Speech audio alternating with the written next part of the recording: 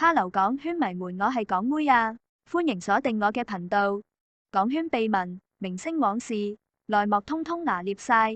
嗰啲聚光燈外嘅恩怨情仇同人生抉擇，先至撞住最真實嘅人性模樣㗎嘛。港圈最狠的反差神話，今日直接拆穿。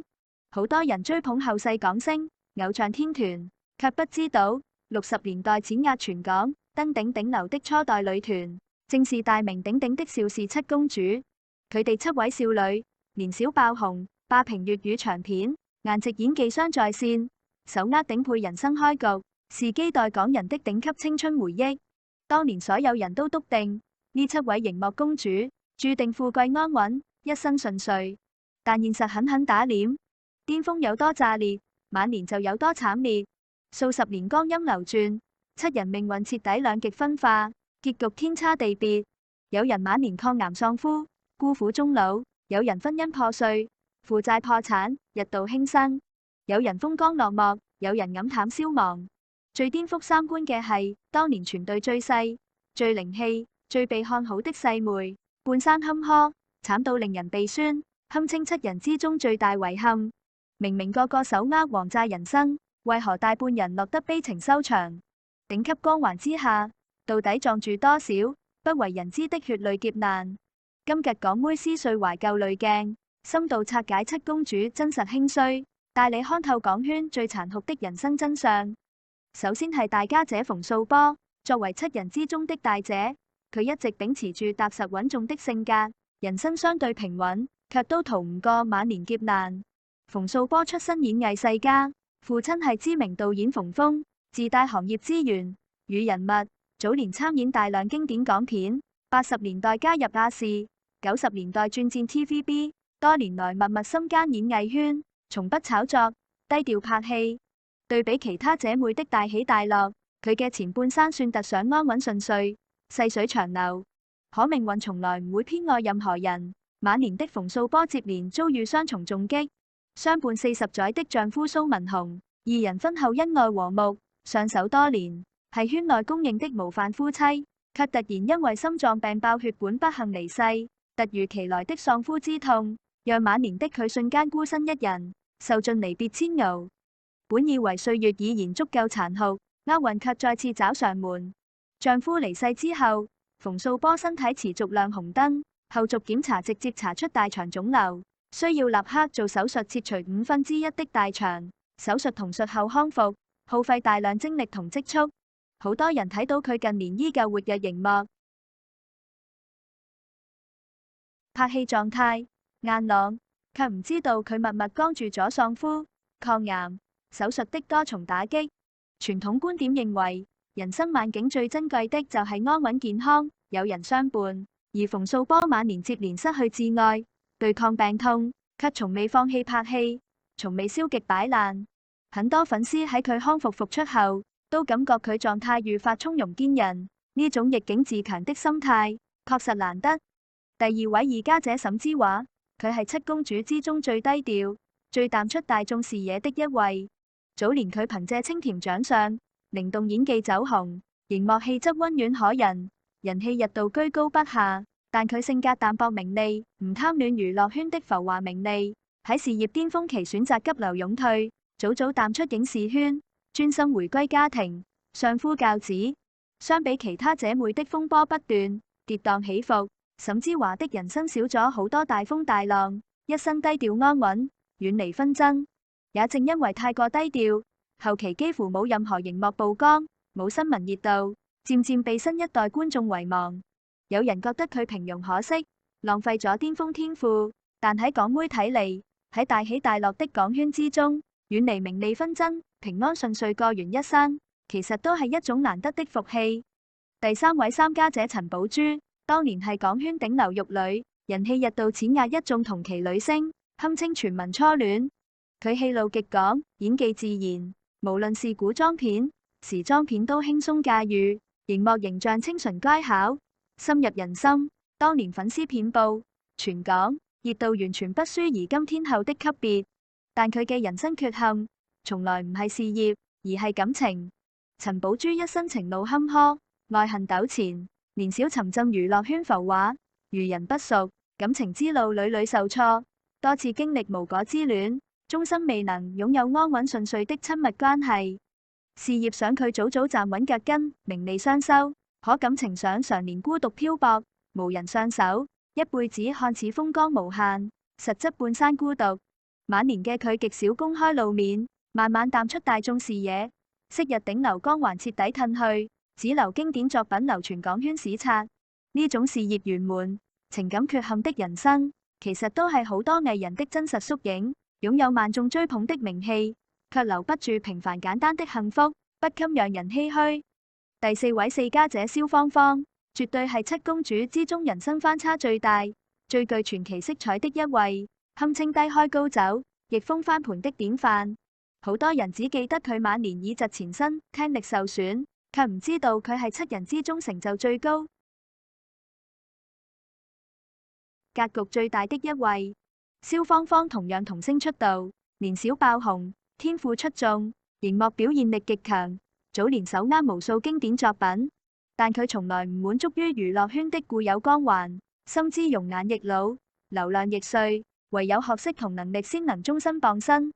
於是佢跳出舒適圈，暫停演藝事業，潛心進修學業，不斷提升自我格局。後期重返演藝圈，演技愈發精湛，拿下金像獎、金馬獎等多項重磅大獎，成為公認的演技派影后。即便晚年遭遇雙耳失聰的病痛困擾，依舊未曾放棄熱愛的演藝事業，堅持拍戲，深耕行業。喺浮華浮躁的港圈，蕭芳芳最難得的一點就係，從未被流量名利綁架，始終清醒自律，穩步前行。佢嘅人生告訴我哋，一時的爆紅唔算本事，終身的成長、持續的沉澱，先係真正的頂級人生智慧。第五位五家姐薛家燕，絕對係七公主之中命運最跌宕、最讓人揪心的一位。經歷過大紅大紫、破產負債、婚姻背叛、絕境重生。薛家燕8歲入行，年小成名，15歲躋身邵氏七公主行列，年小風光無限，前途一片光明。本以為會日路順遂，卻喺婚後遭遇毀滅性打擊。佢當年為愛隱退，全心顧家，放棄巔峰事業，全心信任丈夫，最後卻被豪門丈夫捲走，全部家產，仲留下巨額債務。一夜之間從頂流女星淪為負債之人。人生最低谷嘅時候，佢曾經抱着細女企喺海邊，一度萌生輕生念頭，受盡人間絕望。好多人根本想象唔到，熒幕上開朗樂觀、笑容治癒的薛家燕，曾經熬過如此黑暗的人生階段。絕境之中，佢冇選擇徹底沉淪，反而咬牙復出，從頭再來，一邊拍戲還債，一邊撫養女兒，硬生生靠自己雙手還清所有債務，重回巔峰熒幕。晚年嘅佢再度翻紅，成為 TVB 資深戲角，深受觀眾喜愛。薛家燕的一生大起大落，飽經風霜，卻始終堅韌不屈，向陽而生。呢種絕境翻盤的魄力，值得所有人敬佩。第六位陸家姐黃愛銘，佢嘅人生軌跡充滿咗遺憾同落寞。早年嘅佢靈氣十足，熒幕表現力出眾，係七公主之中極具辨識度的一位。參演多部經典粵語長片，人氣不俗，前途大好。但佢嘅人生後勁不足，事業發展逐漸停滯，後期慢慢淡出熒幕，隱退娛樂圈，徹底遠離大眾視野。相比於其他姐妹的巔峰再起，持續發光，黃愛銘的人生顯得平平無奇，悄然落幕，冇驚天風波，冇逆風翻盤，只剩歲月平淡，漸漸被遺忘。娛樂圈從來都係優勝劣汰，適者生存，一時的走紅根本唔足以支撐一生，持續的精進同沉澱，先能長久立足。最後壓軸就係成個七公主組合之中，命運最坎坷，遭遇最心酸，最讓人心痛的細妹馮寶寶。好多觀眾對馮寶寶都唔陌生，佢係公認的古裝女王，成為幾代人的童年回憶。當年係七人之中最被看好、最有潛力的一位，所有人都以為天賦最高、長相最出眾的佢，一定會擁有最順遂圓滿的人生。可現實偏偏最殘忍，佢嘅坎坷從童年就已經注定，貫穿半生，從未停歇。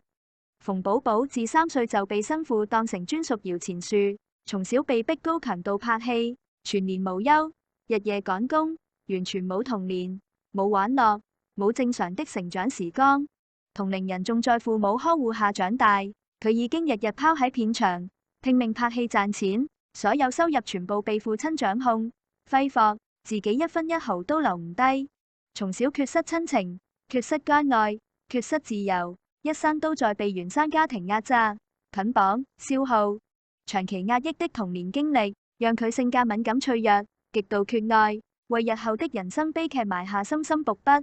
長大之後，本以為可以掙脫原生家庭的枷鎖，重啟人生，可命運依舊未曾善待佢。成年後的馮寶寶，情路、婚姻、心態全面崩盤。佢極度渴望被愛，渴望安穩，渴望家庭溫暖，卻屢屢遇人不淑，婚姻之路布滿荊棘，經歷多次情感傷害，婚姻波折，始終難以擁有安穩幸福的歸宿。原生家庭的傷痛，情感之路的坎坷，人生的重重壓力，讓佢長期飽受情緒困擾。中年之後，多次陷入精神低谷，狀態反覆波動，受盡身心煎熬。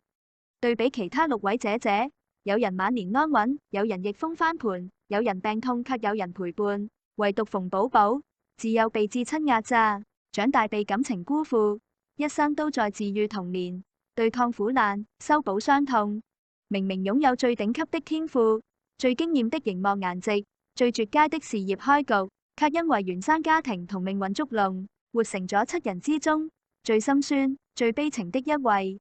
唔知屏幕前嘅港圈迷睇完邵氏七公主的半生浮沉，你哋有冇感觸？你最心疼邊一位公主的坎坷人生？你覺得馮寶寶的悲劇係命運使然，還是原生家庭造就？